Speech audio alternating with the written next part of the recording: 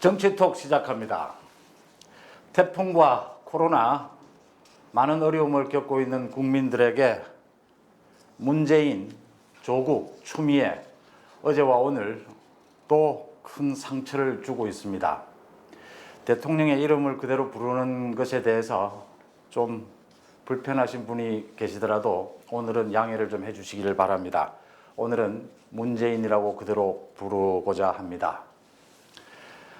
조금 전 중앙일보 보도입니다. 어제 문재인 대통령 이름으로 페이스북에 올린 간호사들에 대한 격려 글, 거기에 대해서 오늘 아침 청와대 참모진 회의에서 문제가 있었다. 왜 이런 일이 벌어졌느냐라는 검토가 있었다고 합니다. 기획비서관실에서 그 페이스북 글을 썼는데 쓰고 그 글이 비서실장을 통해서 대통령까지 전달이 되고 페이스북에 오르기까지 아무도 그게 의사와 간호사를 갈라치게 할 것이라는 것, 그렇게 해석될 것이라는 걸 몰랐다는 겁니다. 먼저 이 참모들의 오늘 아침 있었던 이 검토가 기자들에게 흘러나가게 된 이유는 대통령을 그래도 좀 보호해보자는 뜻이겠죠. 대통령의 책임을 들어보자라는 뜻이겠죠. 이게 지금 대통령의 책임에서 들어지는 부분입니까? 도대체 무슨 생각을 하길래 자신의 이름으로 나가는 그 글이 어떻게 해석될 것인가에 대해서도 전혀 생각하지 못했다는 것, 이해하기 힘듭니다. 문재인 대통령, 문재인이 어제 페이스북에 올린 글입니다. 이겁니다. 코로나와 장시간 사투를 벌이며 힘들고 어려울 텐데 장기간 파업하는 의사들의 짐까지 떠맡아야 하는 상황이니 간호사들이 얼마나 힘들고 어려우시겠습니까? 여당 정청래니 고민정이니 그게 무슨 문제냐 하는 사람들은 저는 논외로 치겠습니다. 청와대 수석, 비서실장, 문재인까지 이 국어 실력이 떨어지는 겁니까? 여기서 저는 두 가지입니다. 하나는 청와대 기획비서관실 관계자 멘트입니다. 이 메시지 작성에 관여한 인사라고 하는데요. 당연히 편가르기나 정무적 판단을 개입시키지 않았다. 왜 이런 반응이 나올지 몰랐느냐고 묻는다면 솔직히 할 말이 없다. 이런 얘기를 했습니다. 두 가지입니다. 이 청와대 참모진들의 평소의 생각이 기획비서관실도 있고 대통령의 연설 메시지를 담당하는 것은 기획비서관실 또 연설비서관실 두 군데가 있죠. 이 사람들이 모두 머릿속에 국민 편가르기가 습성이 되어 있다는 겁니다. 그 다음 두 번째, 대통령을 비롯한 모든 청와대에 있는 사람들이 판단 능력이 현저히 떨어진다는 겁니다. 그게 말이 되는 건지를, 그게 국민들에게 어떤 메시지로 다가갈 건지를 그것마저 판단이 되지 않는다면 이제 메시지를 내지 말기를 당부드립니다. 그 다음 조국과 추미애 어제 오늘 번갈아 가면서 국민들의 화병을 돋우고 있습니다. 조국은 오늘 배우자인 정경심 재판에 증인으로 출석을 했습니다. 그런데 진술 거부권, 묵비권을 행사했습니다. 증언을 거부했다는 얘기입니다. 서울중앙지법에서 열린 오늘 재판은요, 정경심의 자본시장과 금융투자업에 관한 법률 위반 등 혐의 사건입니다.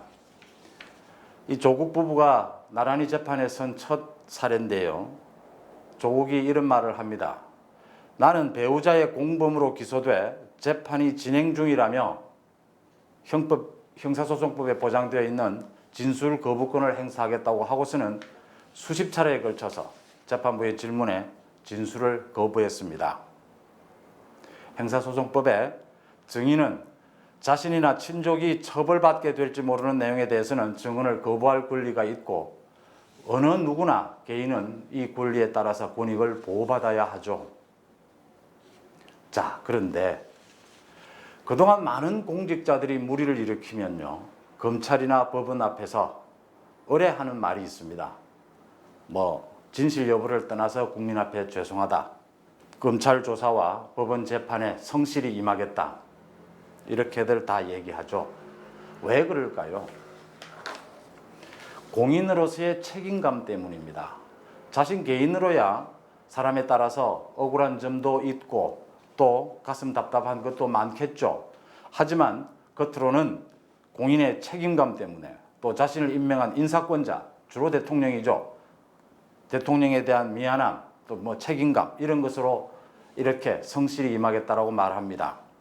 근데 조국은 다릅니다. 왜? 공인의식이 없는 거니까요. 조국은 검찰 조사를 받을 때는 재판을 통해 밝히겠다고 자기 스스로 얘기를 했습니다. 근데 이제 재판에 와서는, 재판정에 와서는 진술 거부권을 행사합니다. 개인의 권익은 철저히 지켜져야 하지만 공인의 의무, 공인의 책무는 다른 것입니다. 이 사람이 청와대 민정수석, 법무부 장관을 지낸 사람입니다. 이러니까 법꾸라지라는 비아냥이 나옵니다. 이 조국이 이렇게 행동한 사정은 간단합니다. 자, 있는 그대로 밝히자니 말이 안 되고요.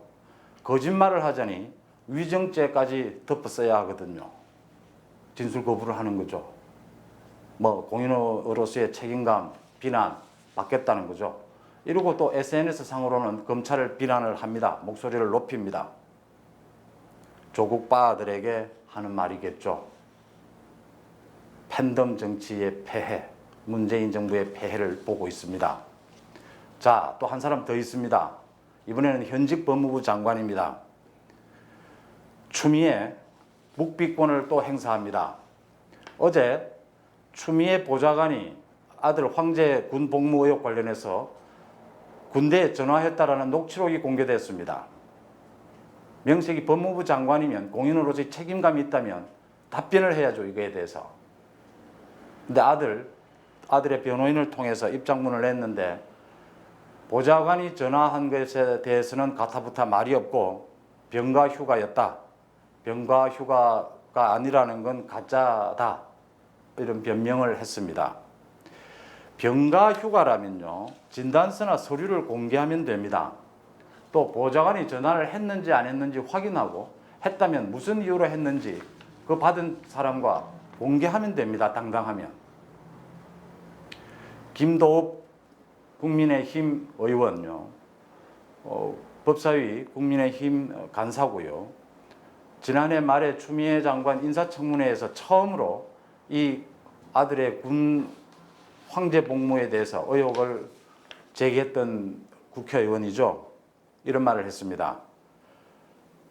추미애는 공정한 수사를 위해 현직에서 물러나야 된다.